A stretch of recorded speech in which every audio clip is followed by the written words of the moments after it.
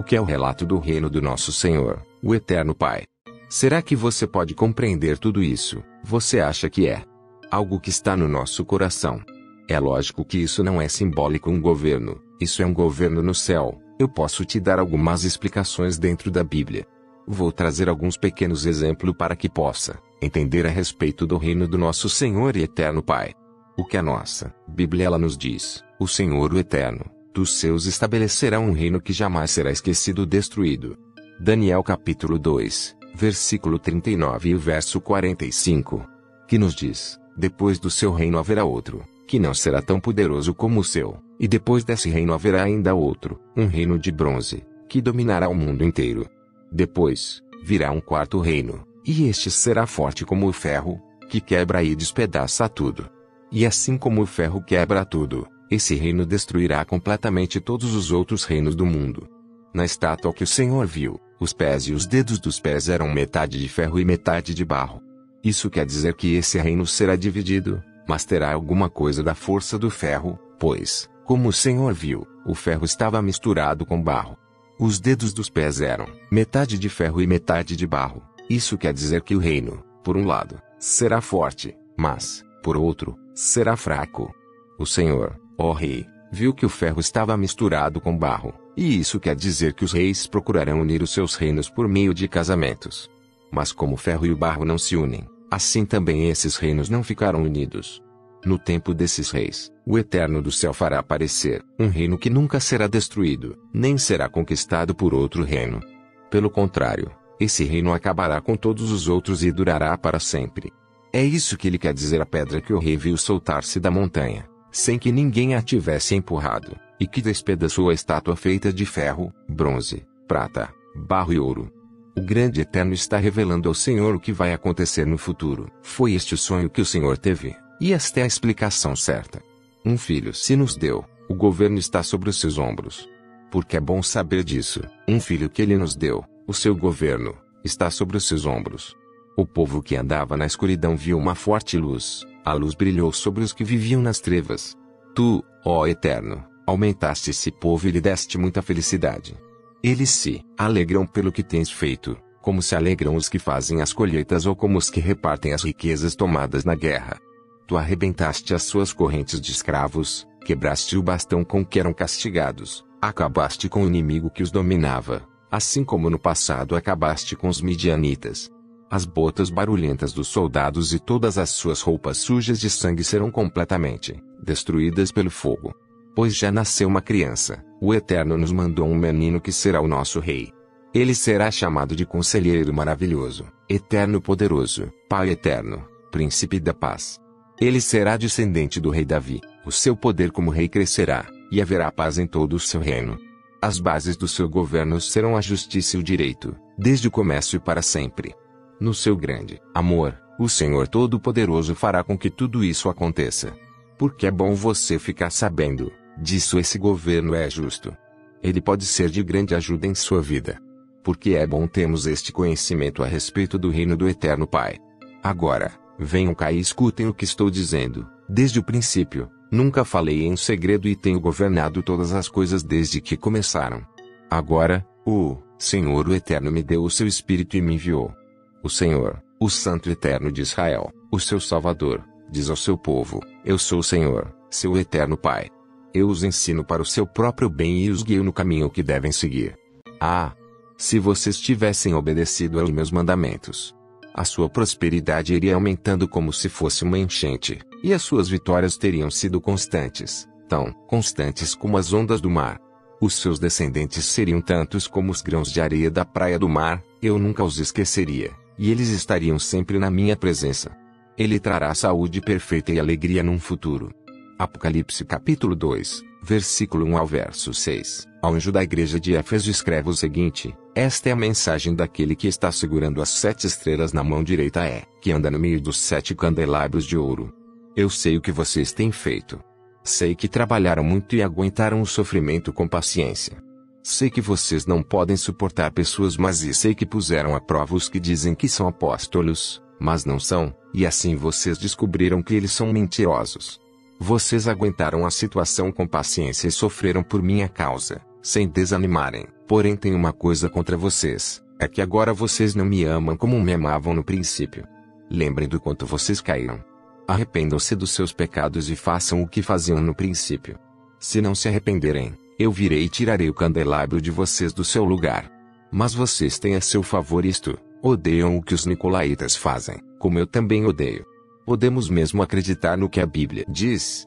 E Yahushua deu uma mostra do que o reino do nosso Senhor e Eterno fará. Ele ensinou seus seguidores a orar pela vinda do nosso Senhor e Eterno Pai, e para que a vontade do Eterno Pai fosse feita para salvar aquele que está perdido. Quando vocês orarem, não sejam como os hipócritas. Eles gostam de orar de pé nas sinagogas e nas esquinas das ruas para serem vistos pelos outros. Eu afirmo a vocês que isto é verdade, eles já receberam a sua recompensa. Mas você, quando orar, vá para o seu quarto, feche a porta e ore ao seu Eterno Pai, que não pode ser visto. E o seu Eterno Pai, que vê o que você faz em segredo, lhe dará recompensa. Nas suas orações, não fiquem repetindo o que vocês já disseram, como fazem os pagãos. Eles pensam que o Eterno os ouvirá porque fazem orações compridas. Não sejam como eles, pois, antes de vocês pedirem, ao Eterno Pai de vocês já sabe o que vocês precisam. Portanto, orem assim: Pai nosso, que estás no céu, que todos reconheçam que o teu nome é santo. Venha o teu reino. Que a tua vontade seja feita aqui na terra como é feita no céu. Dá-nos hoje o alimento que precisamos. Perdoa as nossas ofensas como também nós perdoamos as pessoas que nos ofenderam. E não deixes do que sejamos tentados, mas livra-nos do mal, pois teu é o reino, o poder e a glória, para sempre. Amém. Quando esteve na terra, ele alimentou famintos, e também multidões. Ele curou os doentes e até ressuscitou os mortos. E Yahushua saiu dali e foi para a região que fica perto das cidades de Tiro e de Sidom. Certa mulher cananeia, que morava naquela terra, chegou perto dele e gritou: Senhor, filho de Davi, tenha pena de mim. A minha filha está horrivelmente dominada por um demônio. Mas Yahushua não respondeu nada. Então os discípulos chegaram perto dele e disseram: Mande essa mulher embora, pois ela está vindo atrás de nós, fazendo muito barulho. E Yahushua respondeu: Eu fui mandado somente para as ovelhas perdidas do povo de Israel. Então ela veio, ajoelhou-se aos pés dele e disse: Senhor, me ajude. E Yahushua disse: Não está certo tirar o pão dos filhos e jogá-lo para os cachorros. Sim, o Senhor, respondeu a mulher, mas até mesmo os cachorrinhos comem as migalhas que caem debaixo da mesa dos seus donos. Mulher, você tem muita fé, disse Yahushua. Que seja feito o que você quer.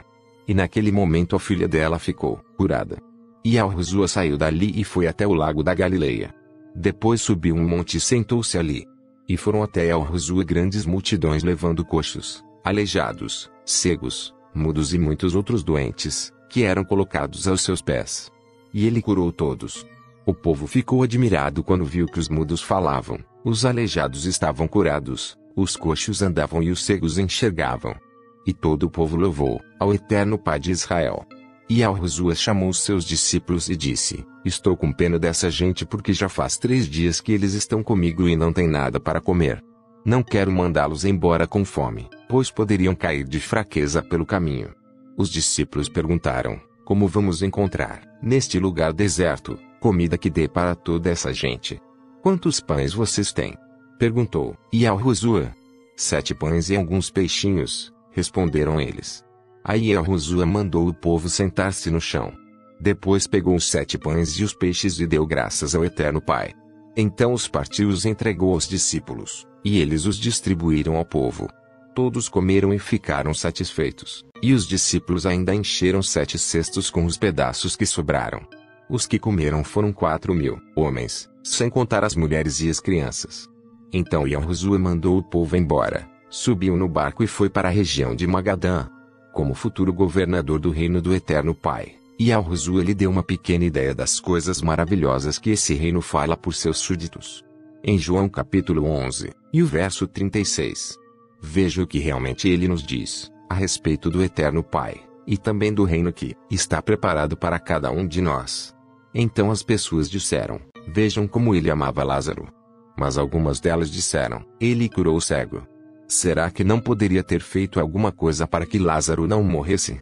E Yahushua ficou outra vez muito comovido. Ele foi até o túmulo, que era uma gruta com uma pedra colocada na entrada, e ordenou: tirem a pedra. Marta, a irmã do morto, disse: Senhor, ele está cheirando mal, pois já faz 4 dias que foi sepultado. E Yahushua respondeu: Eu não lhe disse que, se você crer, você verá a revelação do poder glorioso do Eterno Pai? Então tiraram a pedra. E Yahushua olhou para o céu e disse: Pai, eu te agradeço porque me ouviste.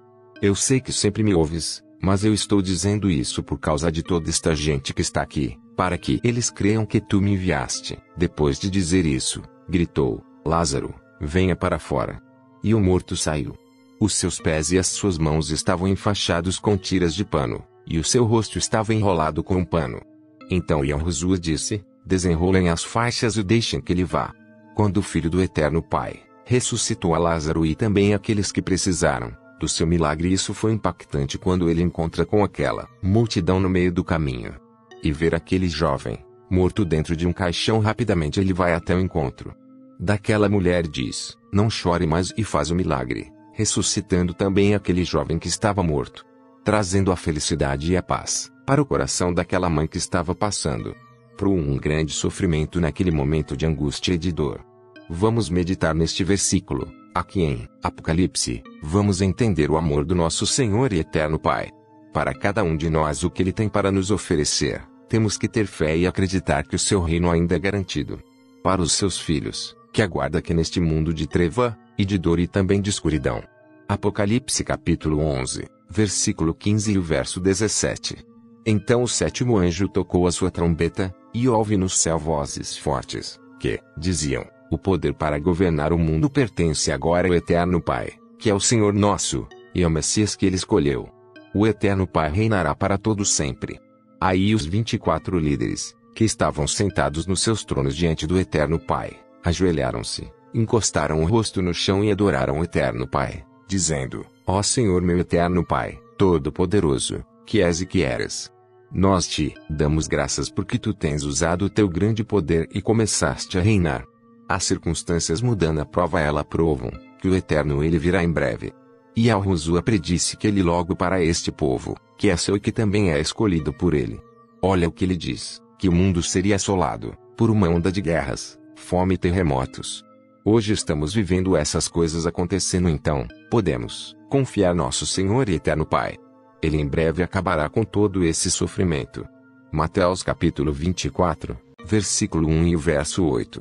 Que nos diz: Assim Yahushua saiu do pátio do templo, e, quando já estava indo embora, os seus discípulos chegaram perto dele e chamaram a sua atenção para os edifícios do templo.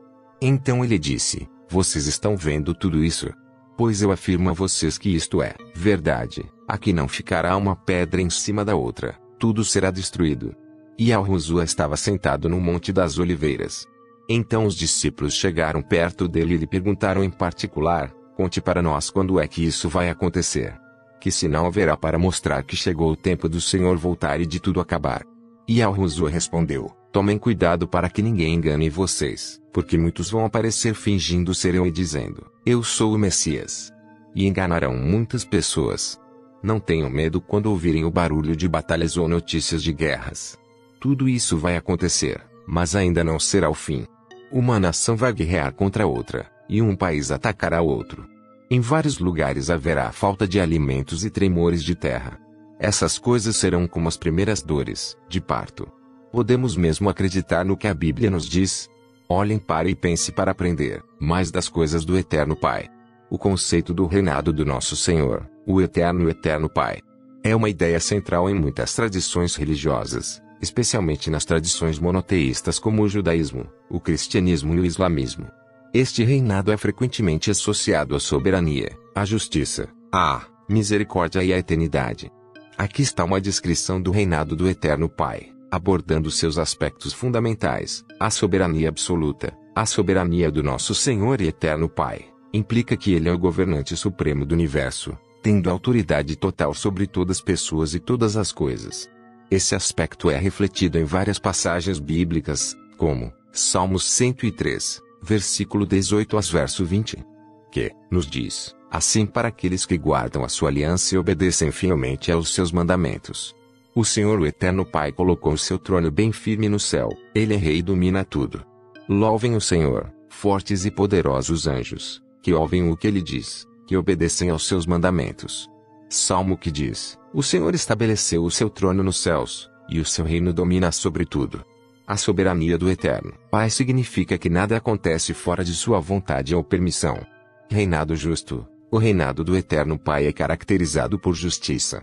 Em Salmos 89, e verso 14, é dito: a justiça e o juízo são a base do teu trono.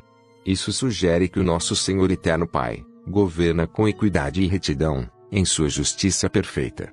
No contexto do cristianismo, acredita-se que a justiça do Eterno Pai é manifesta através do ungido Yahushua, que trouxe a redenção ao mundo.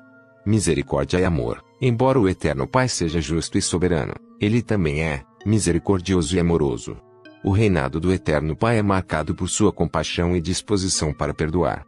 Em Efésios, no capítulo 2, versículo 4 ao verso 5, é dito que o Eterno, sendo rico em misericórdia, por causa do grande amor com que nos amou, mesmo quando estávamos mortos em nossos delitos, nos deu vida juntamente com o ungido. Isso demonstra que o reinado do nosso Senhor, o Eterno Pai, não é apenas sobre autoridade, mas também sobre amor e cuidado. Reino espiritual e físico. O reinado do Eterno Pai pode ser entendido em dois níveis: espiritual e físico. Espiritualmente, o Eterno Pai ele reina no coração dos crentes que o reconhecem como Senhor e Salvador. Fisicamente, muitos acreditam que haverá um tempo futuro em que o Eterno Pai estabelecerá seu reino de forma plena e visível, conforme descrito em Apocalipse 21, onde um novo céu e uma nova terra serão criados, e o Eterno Pai habitará entre seu povo. Eternidade do reino. O reinado do Eterno Pai é eterno, sem começo nem fim. Em Salmo 145, o verso 13, está escrito: o teu reino é um reino eterno, e o teu domínio de geração em geração. Esse aspecto da eternidade implica que, independentemente das circunstâncias presentes, o Eterno Pai continua a reinar soberanamente sobre a criação. Este reinado transcende o tempo e a história humana. Responsabilidade dos crentes. Os fiéis são chamados a viver de acordo com os princípios do reino do Eterno Pai. Isso envolve seguir os ensinamentos do ungido, amar o próximo, buscar a justiça e viver em humildade. Em Mateus 5, versículo 14 e o verso 16, Yahushua fala sobre os crentes como luz do mundo e sal da terra, enfatizando que aqueles que reconhecem o reinado do Eterno Pai têm a responsabilidade de refletir sua luz e amor no mundo. Esperança e expectativa. A crença no reinado do Eterno Pai traz esperança e expectativa para os crentes. Em tempos de dificuldade e incerteza, essa certeza oferece consolo, sabendo que o nosso Senhor, o Eterno Pai, está no controle e que seu reino prevalecerá. A expectativa do retorno de Cristo e a consumação do reino do Eterno Pai são temas centrais na teologia cristã, oferecendo uma visão de um futuro onde a justiça e a paz reinarão. Conclusão: o reinado do Eterno Pai é uma doutrina rica e multifacetada que aborda a soberania, justiça, misericórdia e amor do Eterno Pai. Ele é uma fonte de esperança e inspiração para milhões de pessoas ao redor do mundo, e a compreensão desse reinado pode levar a uma vida de fé, compromisso e serviço ao Eterno Pai e ao próximo. A visão do reino do Eterno é tanto uma realidade presente no coração dos crentes quanto uma promessa futura de um mundo restaurado sob a liderança amorosa e justa do nosso Senhor e Eterno Pai.